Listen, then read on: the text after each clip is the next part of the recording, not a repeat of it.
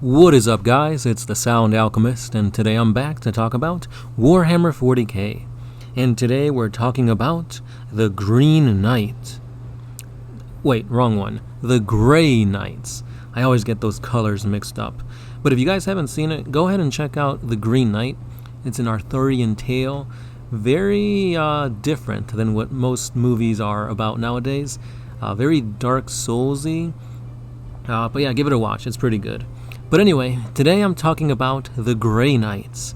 These guys have been getting a bunch of little reveals being sent to us via the Warhammer community page because, as of this video, it is currently up to pre-order. The 9th edition codex for the Grey Knights is available to pre-order alongside that of the Thousand Suns and the box set that features the two. Now, ever since I heard that these two massive armies were going to be coming out for 9th edition, I was pretty pumped. Unfortunately, after seeing the articles for like the new psychic powers and the new rules, I was not very excited. It just seemed very lackluster compared to the stuff that the orcs got, because they got a slew of new models. The orcs pretty much got revamped. And then the Sisters of Battle, they just got really great models. And then came the Grey Knights and the Thousand Suns, and it seemed like these two armies didn't really have too much going for them. So GW was like, well, let's package them kind of together. We'll give them a box set, and we'll just reveal a few things here and there. But like I said, I wasn't really excited for the reveals they had until this Warhammer community article. This one has a lot that I really like, so let's go ahead and look over this article. And as always, it's always going to be linked down in the description so you guys can get all those juicy details for yourself.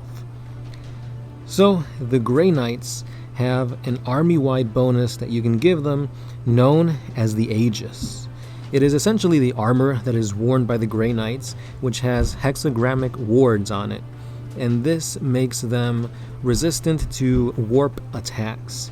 What this means in 9th edition is that each time a model in this unit would lose a wound as a result of a mortal wound, generally a psychic attack, you roll a d6 and they got a 5-up feel no pain against that. On top of that, if it is a psyker, you get to add 1 to the Deny the Witch tests taken for this unit. This is pretty big. This is really good, because not only do you get a 5-up feel no pain against mortal wounds, it's easier for you to deny your opponent from casting spells against you. This leads me to believe that for the Grey Knights, like, you're going to be so good at just turning off the opponent's psychic powers. Not just that, but if you're going up against like the Thousand Suns, like if you do get that box set, you're on a really good base to do really well against other psychic armies, more specifically Chaos Demons.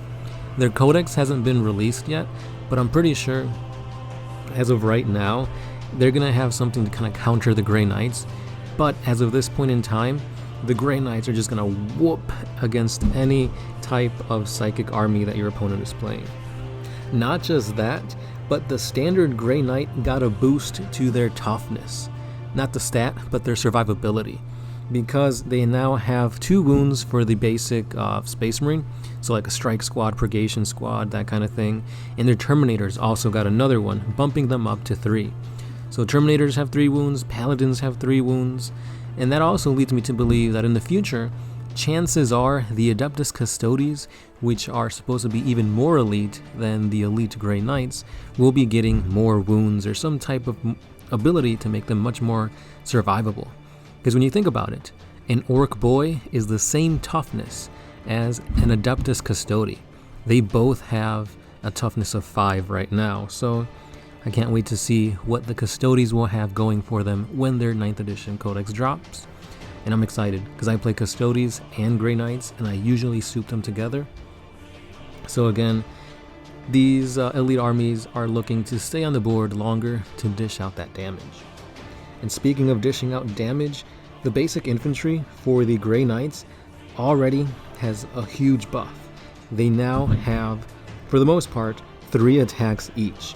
And if you give them like Nemesis Falchions, you can get an additional attack. So yeah, you're going to be putting out a lot of attacks, and with the amount of weapons that you could give and tailor your Grey Knights with, they're just going to be demolishing whatever they go up against. So again, Falchions give them an extra attack, Halberds for more strength, you've got Demon Hammers when you're going up against monsters and vehicles and whatnot. So I'm excited. I am looking forward to this even more now. Now going on to look at some of the new stratagems they have, we have one called Steely Advanced. For 2 command points, you use this stratagem in your movement phase and you select a Grey Knight infantry unit. Until the end of that turn, that unit is considered to remain stationary. That's really good, because purgation squads can be given heavy weapons, and these weapons can deal a ton of damage. More so if you give them another 2 command point stratagem, Sanctified Kill Zone. You use this in your shooting phase when a purgation squad from your army is selected to shoot. Until the end of the phase, every time a ranged attack is made by a model in that unit, and it targets a unit within half range, so it's not full range, you add 1 to the wound roll. Again, this is really big because depending on what you're shooting at, you might be wounding on 2s. That's huge. So keep that in mind. It will be a little bit pricey because you will be paying a lot of command points to do this little ability, because it's 2 command points for Steely Advance and 2 command points for Sanctified Kill Zone. But shooting at your ballistic skill and adding 1 to your wound roll can be really, really good. Now this next one is a psychic power that has been changed from what it was previously known. Astral Aim used to allow you to shoot at enemies without having line of sight. So essentially what a lot of people did is they'd get like a Land Raider or a Dreadnought, give it las cannons and park it behind cover, and then you've got 48 inches to shoot wherever, whenever, and it was lights out for your opponent because they couldn't do anything.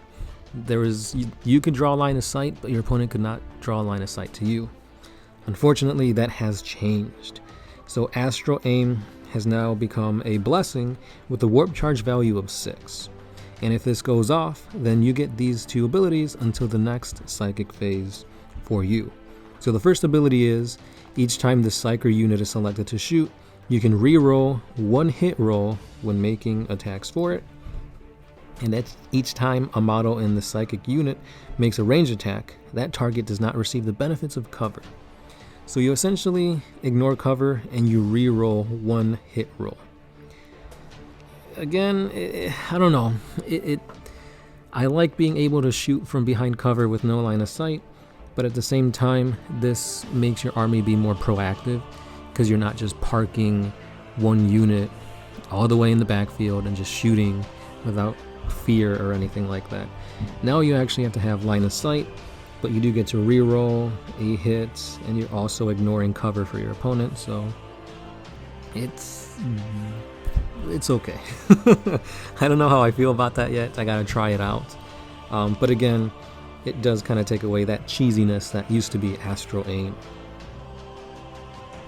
Now moving on to the Terminator squads, they've gotten, like I said, a boost in their durability with that extra wound, and on top of that, they've got 3 attacks base, and now we have a command point that specifically talks about the Grey Knight Terminator called the Steel Heart. For 1 command point, you use this stratagem in your fight phase, and when a Grey Knight Terminator unit from your army is selected to fight, until the end of that phase, each time a model in that unit makes a melee attack, you add 1 to your hit roll. Again, this is really good. This pretty much guarantees that all your Terminators are going to be hitting, and on top of that, you can also give them the psychic power Hammer Hand, which also has been tweaked slightly. So now Hammer Hand is a blessing, and it has a warp charge value of 5. If you get it off until your next psychic phase, each time a model in that psyker unit makes a melee attack, you're re-rolling the wound roll. So now you're adding 1 to your hit roll with the Steel Heart, generally hitting 2s or 3s. And then you're going to be re-rolling the wound roll. So that almost guarantees you're going to be hitting and wounding every single time with your Terminators. And again, depending on what the Terminator is equipped with, you're going to be doing a lot of damage.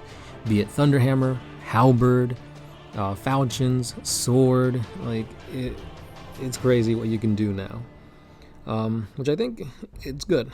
I believe Hammerhand used to be you add one to the wound roll.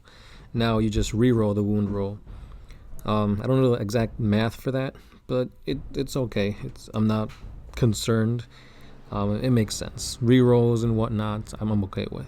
Next up, I thought we were going to get a redesign for the Nemesis Dreadknight, because again, you know the meme about them looking like baby carriers, but they got better. Their Invulner save used to be a 5-up, but now their Invulnerable got buffed to just a regular 4-up. On top of this, the Nemesis Greatsword also got a buff in that it now has 2 profiles. You can fight with a Mighty Strike, which gives it a Strength +4, AP -3, D6 damage, or you can do a Sweeping Blow, which basically doubles your attacks, but it's at the Strength user, AP -2, 2 damage each. This is a continuing trend that we see with a lot of heavy hitters. They have a really strong attack that's going to reduce the number of attacks, or they're going to increase the quantity of attacks but reduce the quality of it. So it makes sense that you would give it to the Dreadknight. And lastly, we have another stratagem for the Dreadknights called Thunderous Stride. For 1 command point, you use this stratagem in your charge phase when you're done making a charge move for a Dreadknight. You then select 1 enemy unit within engagement range of that Dreadknight, and you roll a d6. On a 2 to a 5, that enemy unit suffers d3 mortal wounds, while on a 6, they suffer a straight 3 mortal wounds. So if you're going up against like a Titan, a Knight, a Primarch, something like that, this is almost a guaranteed 1 to 3 wounds, or if you're lucky you can do 3 mortal wounds. But looking at the weapons of this Dreadknight, chances are you probably don't need this to finish off whatever it is you're charging. Obviously, if it's like a Titan or something like that, it doesn't hurt to use a simple command point to potentially get off 3 mortal wounds. So it's just something to kind of keep in mind. But I don't think Dreadknights necessarily need to use this stratagem, but it does help. And that's pretty much everything we have here for your awesome Grey Knights that are now available for pre-order. Same thing with that box set. I always forget what it's called. It's like Hexfire or Hexflame, something like that. Which, if you are interested in maybe splitting it with a friend, say your friend wants to play Thousand Suns and you want to play Grey Knights, it does come with a good amount of Grey Knights. You get a Dreadknight, the new Castellan Crow model, which is Chef's Kiss, beautiful, and you get 10 regular Knights, which could be played as like Interceptors, Purgation Squads, Strike Squads. So I'm excited. I can't wait to get my hands on this codex and read it, see what new lore is found within the pages of this tome, and just see how much better these guys got in 9th edition. So let me know your thoughts below for the Grey Knights and what they seem to be able to do in 9th edition. Honestly, this article saved the Grey Knights for me. I was a little peeved seeing how much the orcs got and how much every other army was being power creeped, and it's like, well, the Grey Knights and the Thousand Suns don't really have much going for them. If anything, GW was gutting Psychers, especially with like the secondaries and how easy it was to just get points off of Psychers.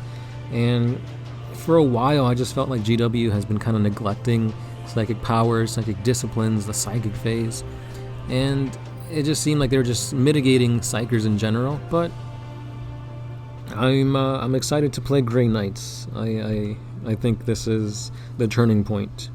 So we'll see what the Grey Knights can do. And again, let me know your thoughts down below. As always, I've been the Sound Alchemist, part of One Mind Syndicate, and I'll be catching you guys in the next one. Peace.